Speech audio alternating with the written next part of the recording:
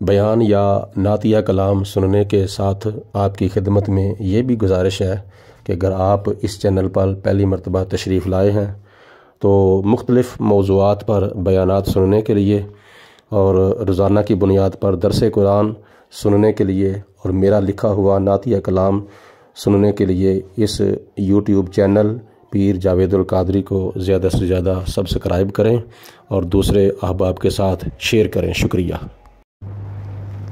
قال اللہ تبارک و تعالی فی القرآن المجید والفرقان الحمید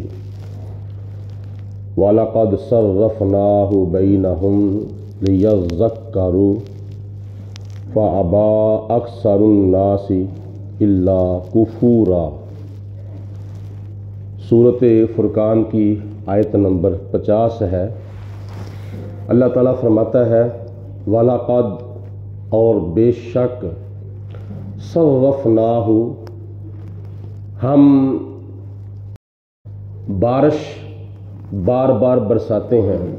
بینہم ان کے درمیان، یعنی اپنے بندوں کے درمیان ہم بارش کو کبھی پھیرتے ہیں کبھی نہیں پھیرتے، یعنی کبھی برساتے ہیں کبھی نہیں برساتے، کسی جگہ پر تھوڑی برساتے ہیں کسی جگہ پر زیادہ برساتے ہیں ضرورت کے مطابق، یعنی بارش کے ہم پھیرے دیتے ہیں لِيَذَّكَّرُوا تاکہ میرے بندے میری نصیحت کو یاد کریں اور اس سے سبق حاصل کریں۔ فَأَبَى أَكْثَرُ النَّاسِ إِلَّا كُفُورًا، لیکن اکثر لوگ ایسے ہیں کہ جو ناشکری کے سوا اور کئی اللہ تعالیٰ کے احکامات کا انکار کر دیتے ہیں۔ اللہ تعالیٰ کا شکر بھی ادا کرنا چاہیے اور اللہ تعالیٰ کے احکامات کے اوپر ایمان بھی رکھنا چاہیے۔ گزشتہ آیت میں اللہ تعالیٰ کی ذات نے بارش برسانے کا بیان فرمایا تھا اور اس آیت مبارکہ میں اللہ پاک نے حکم فرمایا ہے کہ میری نعمتوں کی شکر گزاری کرو، اور ان نعمتوں میں سے ایک نعمت ہے پانی۔ وَلَوْ شِئْنَا لَبَعَثْنَا فِي كُلِّ قَرْيَةٍ نَذِيرًا، اور اگر ہم چاہتے تو ہم ہر بستی کے اندر ایک ڈر سنانے والا بھیج دیتے۔ ڈر سنانے والے سے مراد نبی ہے۔ اگر ہم چاہتے تو ہم ہر بستی کے اندر، ہر شہر کے اندر، ہر علاقے کے اندر ایک اپنا ڈر سنانے والا بھیجتے جو لوگوں کو جہنم کے عذاب سے ہے یا جو حاصل ہوتا ہے وہ ڈر سناتے۔ لیکن اللہ پاک کی ذات نے حضور نبی کریم علیہ السلام کی تشریف آوری کے بعد کسی کو نبوت نہیں عطا فرمائی، کسی کو رسالت نہیں عطا فرمائی، یا نہ نبی پاک علیہ السلام کی ظاہری حیات میں اور نہ ہی حضور علیہ السلام کی وفات کے بعد قیامت تک کے لیے خدا تعالیٰ نے حضور کے سوا کسی کو نبی اور رسول بنا کر نہ بھیجا تھا اور نہ قیامت تک بھیجے گا۔ جیسا کہ حضور علیہ السلام سے پہلے ایک ایک وقت میں کئی نبی دنیا کے اندر تشریف لائے تھے، جیسے حضرت یعقوب علیہ السلام نبی ہیں تو بیٹے حضرت یوسف علیہ السلام بھی نبی ہیں انہی کی موجودگی میں، اور حضرت داؤد علیہ السلام نبی ہیں تو ان کے بیٹے حضرت سلیمان علیہ السلام بھی نبی ہیں، حضرت موسیٰ علیہ السلام نبی ہیں تو ان کی موجودگی میں ان کے بھائی حضرت ہارون علیہ السلام بھی نبی ہیں، اور ان کے سسر حضرت شعیب علیہ السلام بھی نبی ہیں۔ اسی طرح ایک ایک وقت میں کئی نبی دنیا میں تشریف لائے تھے، لیکن اللہ پاک چاہتا تو حضور علیہ السلام کی تشریف آوری کے بعد بھی ایسا کر سکتا تھا، وہ علی کل شیء قدیر ہے، لیکن خدا تعالیٰ نے فرمایا کہ اے میرے محبوب علیہ السلام، میں اگر چاہتا تو جتنا بوجھ یا ذمہ داری آپ کے اوپر ہے تبلیغ کرنے کی، دنیا کے اندر اسلام کو پھیلانے کی، تو میں کسی اور کو بھیج کر آپ کا بوجھ اور آپ کی ذمہ داری کم بھی کر سکتا تھا، لیکن میری محبت کو یہ گوارا ہی نہیں ہے کہ نبی پاک علیہ الصلوۃ والسلام کی نبوت کا سکہ چلنے کے ساتھ ساتھ کسی اور کی نبوت کا بھی سکہ چلے۔ حضور علیہ الصلوۃ والسلام نے اللہ تعالیٰ کے حکم کے مطابق ارشاد فرما دیا، انا خاتم النبیین لا نبی بعدی، میں آخری نبی ہوں، میرے بعد کوئی نبی دنیا کے اندر نہیں آئے گا، اور جو نبوت کا دعویٰ کرے گا وہ دجال ہوگا، وہ کذاب ہوگا، وہ لعنتی ہوگا، وہ میری ختم نبوت کا باغی ہوگا۔ تو اس لیے اللہ پاک کی ذات نے نبی پاک علیہ الصلوۃ والسلام کو آخری نبی بنا کر بھیجا ہے، آخری رسول بنا کر بھیجا ہے۔ نہ نبی پاک علیہ الصلوۃ والسلام کی ظاہری حیات میں خدا نے کسی اور کو نبوت اور رسالت عطا فرمائی تھی، اور نہ حضور علیہ السلام کی وفات کے بعد قیامت تک کسی کو نبوت اللہ تعالیٰ عطا فرمائے گا۔ فلا تطع الکافرین، اے میرے حبیب علیہ الصلوۃ والسلام آپ کافروں کی بات نہ مانو، آپ کافروں کی اطاعت نہ کرو، کیونکہ کافروں نے بڑی آفریں کی تھیں، بڑی پیشکشیں کی تھیں کہ اے محمد بن عبداللہ آپ ہمیں برا نہ کہیں، آپ ہمارے بتوں کو برا نہ کہیں، اگر آپ چاہتے ہیں تو ہم دنیا کے مال کا آپ کے قدموں کے اندر ڈھیر لگا دیتے ہیں، اور جو آپ چاہتے ہیں ہم کرتے ہیں، لیکن آپ ہماری مخالفت نہ کریں، آپ ہمیں بھی اور ہمارے ان بتوں کو برا نہ کہیں۔ تو اللہ تعالیٰ نے فرمایا کہ اے میرے حبیب علیہ السلام ان کافروں کی اطاعت بھی نہیں کرنی اور ان کا کہنا بھی نہیں ماننا۔ وَجَاهِدْهُمْ بِهِ جِهَادًا كَبِيرًا، اور قرآن پاک کے ذریعے ان کے ساتھ جہاد کبیر کریں، بڑا جہاد کریں، یعنی قرآن پاک پڑھ کے قرآن پاک کی تبلیغ کر کے ان کے ساتھ جہاد کریں۔ یہ جو قرآن کا پیغام ہے، اسلام کا پیغام ہے، دین کا پیغام ہے، یہ کافروں تک پہنچانا یہ بھی ایک جہاد ہے۔ جیسا کہ نبی پاک علیہ الصلوۃ والسلام نے حدیث پاک میں ارشاد فرمایا ہے کہ اگر کوئی طالب علم اپنے گھر سے دین کا علم سیکھنے کی نیت سے چلتا ہے، قرآن پاک سیکھنے کی، قرآن پاک سننے کی، قرآن پاک پڑھنے کی نیت سے گھر سے چلتا ہے، تو جتنی دیر تک وہ اپنے گھر میں واپس نہیں جاتا اللہ تعالیٰ اس کو جہاد کا ثواب عطا فرماتا ہے۔ وَهُوَ الَّذِي مَرَجَ الْبَحْرَيْنِ، وہی اللہ ہے جس نے دو دریا جو ہے وہ رواں کیے ہیں، دو دریا جاری کیے ہیں۔ ہاذا عذب فرات، اور ان میں سے ایک میٹھا اور شیریں ہے، وہذا ملح اجاج، اور ان میں سے دوسرا جو ہے وہ کڑوا ہے اور تلخ ہے اور بہت ہی کڑوا ہے۔ دونوں کو اللہ پاک کی ذات نے جاری کیا ہے اور اکٹھا جاری کیا ہے۔ وَجَعَلَ بَيْنَهُمَا بَرْزَخًا، اور دونوں کے درمیان ایک پردہ جو ہے وہ حائل کر دیا ہے، جو ان دونوں کے پانیوں کو آپس میں ملنے نہیں دیتا، میٹھے کو کڑوا نہیں ہونے دیتا اور کڑوے کو میٹھا نہیں ہونے دیتا۔ دریا دونوں کٹھے چل رہے ہیں اور ایک دوسرے کے پانی کے اندر وہ ملتے نہیں ہیں، کیونکہ اللہ پاک نے ایک غائبانہ پردہ جو ہے وہ ان کے درمیان حائل کر دیا ہے، جو ہمیں تمہیں نظر نہیں آتا، اور یہی اللہ تعالیٰ کی قدرت کا کرشمہ ہے۔ وَحِجْرًا مَحْجُورًا، اور ایک آڑ اللہ پاک کی ذات نے ان کے درمیان قائم کر دی ہے۔ وَهُوَ الَّذِي، اور وہی ہے اللہ تعالیٰ، خَلَقَ مِنَ الْمَاءِ بَشَرًا، جس نے آدمی کو پانی سے پیدا کیا ہے، یعنی قطرہ خاص سے اللہ پاک نے انسان کو پیدا کیا ہے۔ فَجَعَلَهُ نَسَبًا، پھر اس کے نسلی رشتے اللہ پاک نے بنائے۔ وَسِحْرًا، اور پھر اس کے سسرالی رشتے اللہ تعالیٰ کی ذات نے بنائے۔ انسان کو خدا تعالیٰ نے پانی کے قطرے سے پیدا کیا اور اس کے بعد اس کے نسلی اور سسرالی رشتے اللہ پاک کی ذات نے پیدا فرمائے۔ وَكَانَ رَبُّكَ قَدِيرًا، اور اے میرے حبیب علیہ السلام آپ کا رب جو ہے وہ قدرت والا ہے اور ہر چیز پر قادر ہے۔ وَيَعْبُدُونَ مِن دُونِ اللَّهِ مَا لَا يَنفَعُهُمْ وَلَا يَضُرُّهُمْ، اور یہ مشرک لوگ اس کے باوجود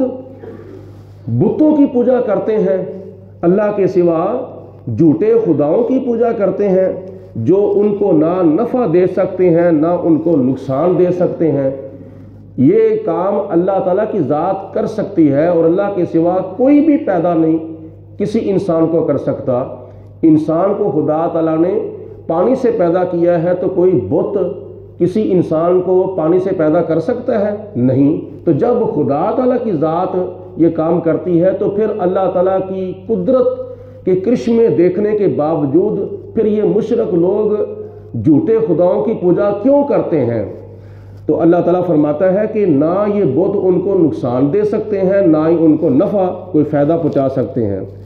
وَكَانَ الْكَافِرُ عَلَىٰ رَبِّهِ ظَهِيرًا، اس کے باوجود یہ کافر لوگ جو ہیں وہ اللہ کے مقابلے میں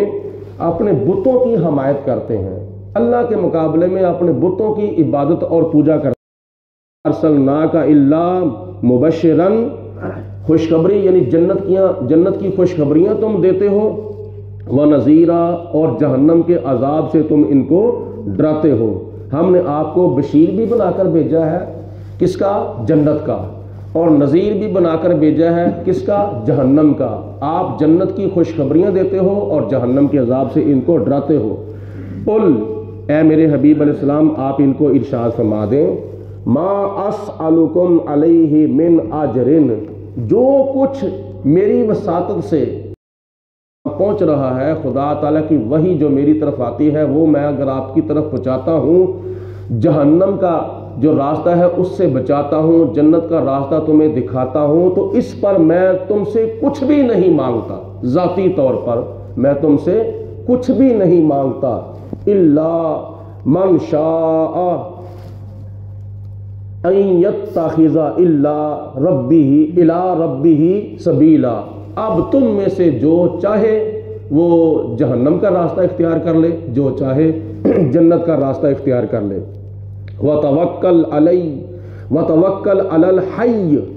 اور تم اس ذات کے اوپر بھروسہ رکھو جو ہمیشہ زندہ رہنے والی ہے۔ ہم بھی زندہ ہیں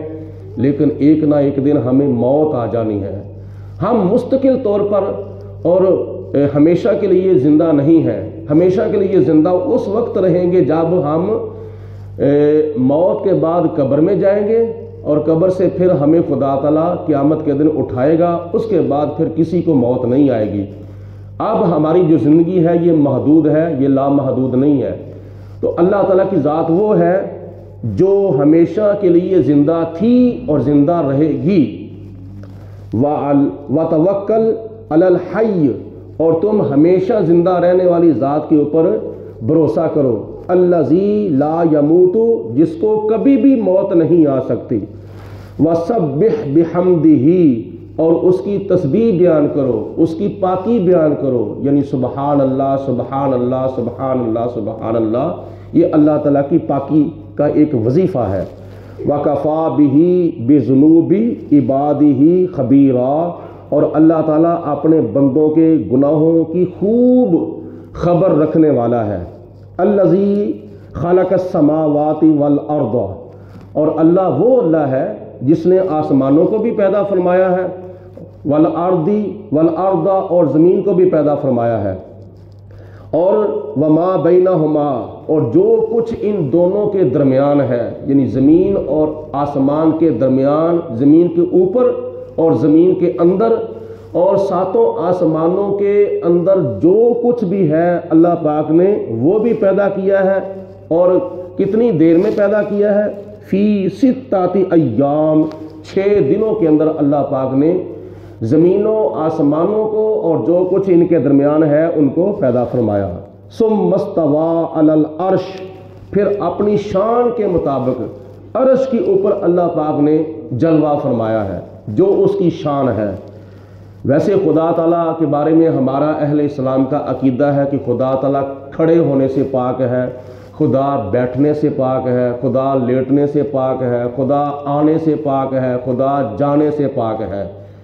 ان کاموں سے خدا پاک ہے۔ اور ہمارا عقیدہ یہ ہے خدا کے بارے میں کہ اللہ پاک ہر وقت ہر جگہ پہ موجود ہے، لیکن یہاں اللہ پاک نے جو فرمایا ہے یہ اس کی شان ہے۔ ثم استوى علی العرش، اللہ پاک نے پھر ساتوں زمینوں کو، ساتوں آسمانوں کو اور ان کے درمیان جو کچھ بھی ہے ان کو 6 دنوں کے اندر پیدا فرمانے کے بعد ثم استوى علی العرش، یا تو خدا تعالیٰ کی ذات نے پھر عرش کو بنانے کا ارادہ کیا یا پھر عرش کے اوپر خدا نے اپنی شان کے مطابق جلوہ فرمایا۔ الرحمن، وہ بڑا مہربان ہے، فاسأل بہ خبیرا، تو پھر تم اس سے اللہ کے بارے میں پوچھو جس کو اللہ تعالیٰ کی خبر ہے۔ وَإِذَا، یہ جو آیت آگئی ہے اس رکوع کی آخری آیت، یہ آیت سجدہ ہے، تو اس آیت کے اختتام پر سب حضرات نے سجدہ کرنا ہے، سجدہ تلاوت۔ اللہ پاک نے ارشاد فرمایا وَإِذَا قِيلَ لَهُمُ اسْجُدُوا، اور جب ان سے کہا جائے کہ سجدہ کرو، للرحمن، رب رحمان کو، اللہ پاک کی ذات جو ہے وہ مسجود کائنات ہے، تو اس کو سجدہ کرنا یہ اللہ پاک کا ہمارے اوپر حق ہے۔ جب ان سے کہا جائے کہ وہ جو رحمان ہے اس کو سجدہ کرو، تو قالو، وہ کافر لوگ کہتے ہیں وَمَا الرَّحْمَانُ، وہ رحمان کیا ہے جس کو ہم سجدہ کریں، وہ کیا ہے؟ اللہ تعالیٰ فرماتا ہے کہ انہوں نے آگے سے جواب دیا انسجدو، کیا ہم اس کو سجدہ کریں، لما تأمرنا، جس